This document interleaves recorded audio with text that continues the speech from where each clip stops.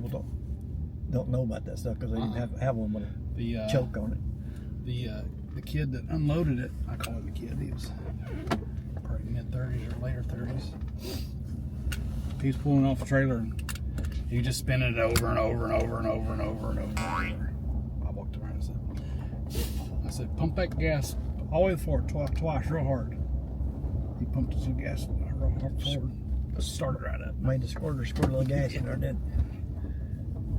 They're used to that fuel injection stuff. And I guess we should have cleaned back here in the back of the window. There's one of them car companies there that has all them Chevelles, and they got all kind of. They got Chevelles and Camaros and Mustangs and Roadrunners and GTXs. She is.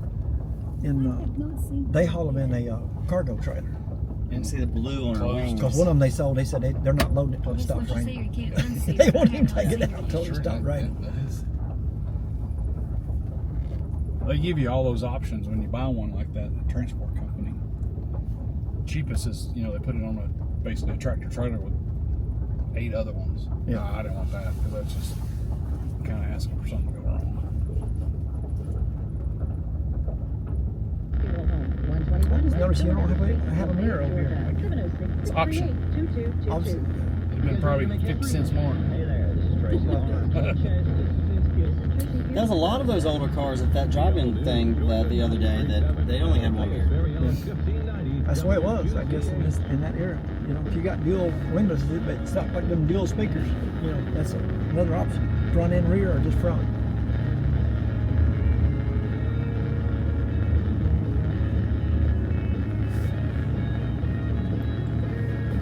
Got an appointment with a suspension guy 2 Mondays away. If the parts come in, hopefully they come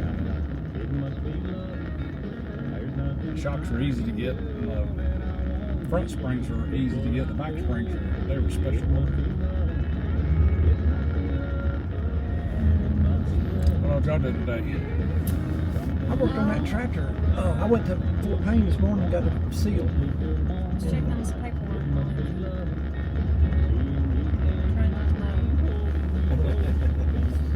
Gary called me, want to go fishing. I said, I can't fish. I'm on my way to Fort Payne. I said, you can go. He said, which pond you want me fishing? I said, you take your pick. I don't matter. I went there and he had the dairy pond. He had 3 catfish caught by the bait. Does he eat them?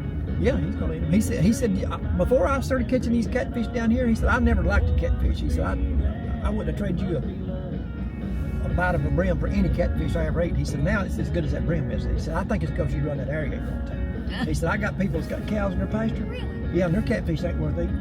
That's what he said. He said, Oh yeah, they probably eat cow food. That makes sense. They're eating off the bottom and all that.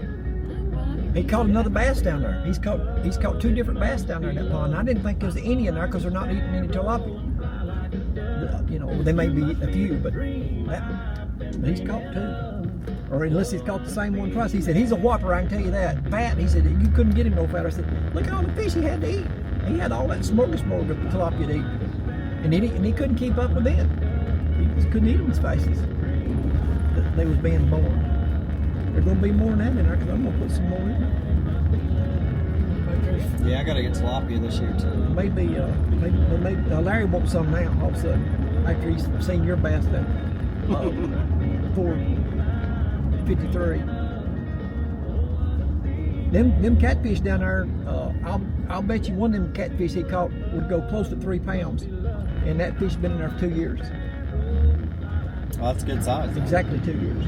In April. That's good size because they used to say a pound a year. It's over. That's good. I'd like to see a picture of all them cars that Scott Mason's got. He's had every old car he's ever had. They say he's got like 15. Next time, if he's up here, just ask him. I think I asked him if he was coming up here. Ask him where he is. I think.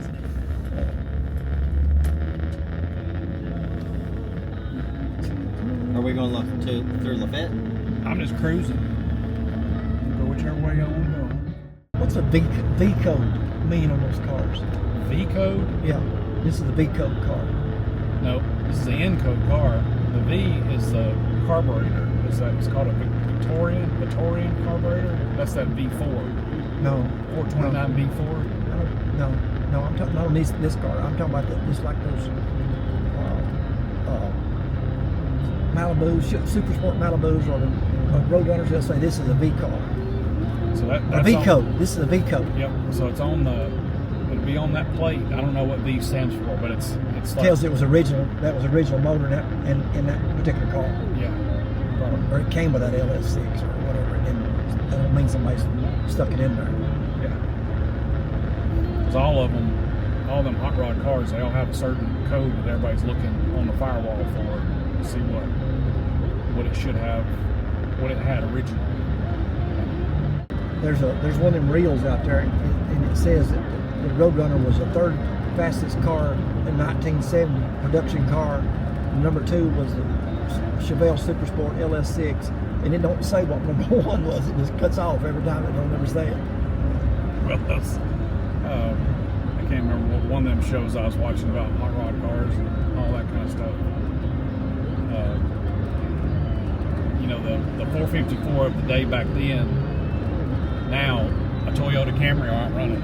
So yeah, so it's like don't get your hopes up if it didn't keep up with the time as far as. I'll tell you what I like as well as anything is, of course, they're like twice the price. Is those remakes of that replica of the old ones. It's got all the new stuff in it. Yeah, they are cool. I like them things, and they got like you can get them with 1,000 horsepower. You know, it's called L2 engine or something. I think it's called. They're all, I mean, a lot of them are supercharged. Those motors, some of them motors, they'll sit there and run them motors. They'll tell you buy this motor for $32,000 if you want to. I got 9 of them. And they're sitting That on the car wall. that Buck had. He had several of them. He let me drive a 61 Impala 409 with a 4-speed. It's a super sport Impala. Let me drive it over to Mama back to my house to get something and come back or something. I wasn't in no hurry. But I think it was Nancy that let me drive it. I don't even know if Buck was there that day. I think it was her that let me drive it. And I didn't do anything to it either. But that's unusual. I did take it by the Rand Spencer's house and showed him. I said, "You want to pull that super sport out here now?" He had a super sport, a 69. He had a 69. My Roadrunner, Loran.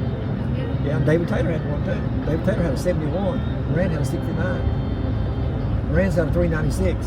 And I could outrun the 396s. I just couldn't outrun the 454s. David Taylor had a station wagon. He had a dark blue 71 Chevelle like that with a 400 super sport. There's probably a lot of them guys wish they had some of them old cars still. I like to hear them stories about how they all lied about horsepower. You know, when they started cutting back on horsepower, the manufacturers was lying about it. You know, they actually would have more horsepower and more torque than what the specs would I show. hope she comes. Yeah, he was talking about those cars though, with all the new stuff in them. They make exact dash replicas. And when the car's turned off, it looks exactly like this. When you turn it on, it's all digital. And like there'll be some kind of like a red bar that'll go across and tell you how fast you're going. And, you know,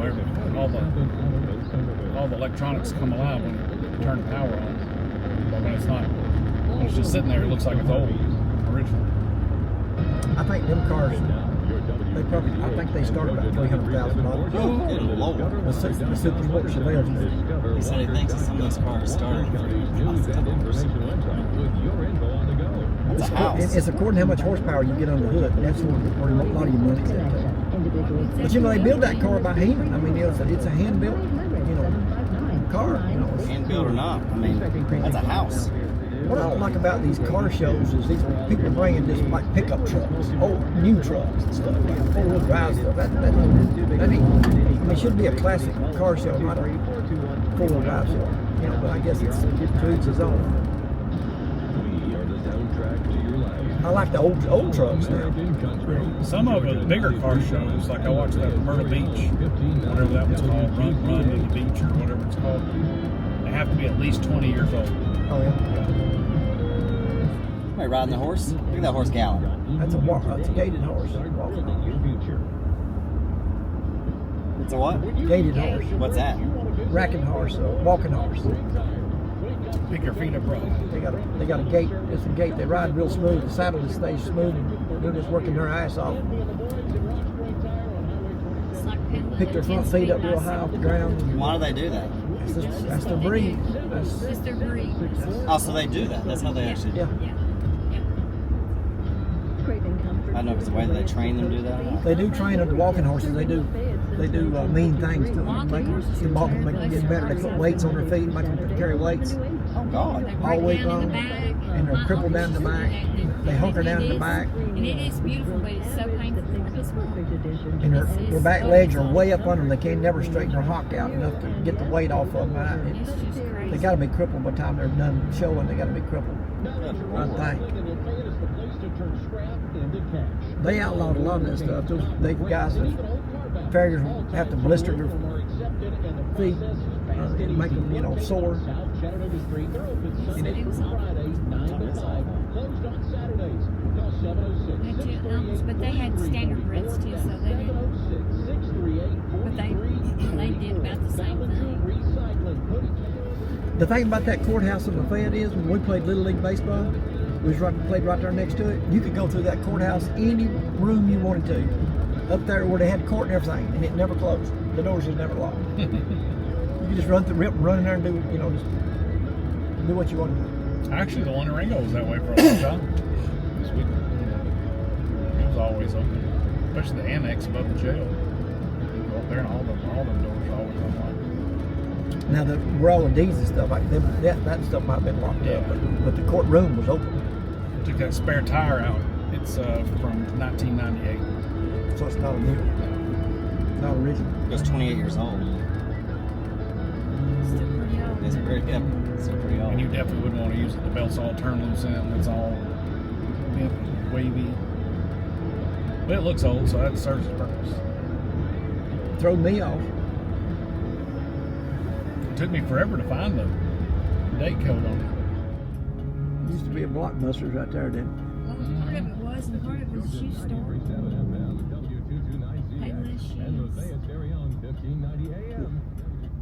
What was it, 88 Lumber was over in Kmart. 84 Lumber, 88 or 84. it. 84. 80 something. Yeah. That guy that worked in there sold me the flooring for that old house. And then he went to work for the county. He was over the landfill. Oh my God, it's always so busy. It's And crazy. then after that, he killed himself.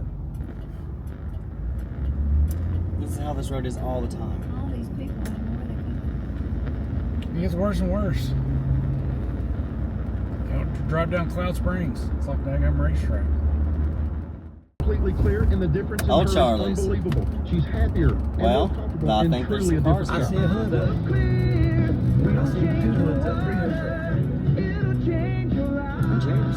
Oh, that's a pretty one. I'm Adam Devine, Chief Fundraiser for Children's Miracle Network. We'll fund it up. There's a Camaro. Have you ever wondered how our Everybody's got network Camaros. actually works? Oh, wonder no more. With the support of partnering businesses and individual donors, we help raise crucial funds for 170 children's hospitals across the United States and Canada. Hospitals that provide life-changing care for all kids. Ooh, that's Visit pretty us cool. online at cmn.org. How serious is youth vaping? Irreversible lung damage serious. 1 in 10 kids vape serious, which warrants a serious conversation from a serious Hey, parental someone there. figure like yourself. Where? Not Right there on the the seriously box, know-it-all pizza. sports Oh, dad this must or be- the seriously smart Oh, it sells. podcaster. It requires a serious conversation that is best had by you. No, seriously, the best person to talk to your child about vaping is you. To start the conversation, visit talkaboutvaping.org.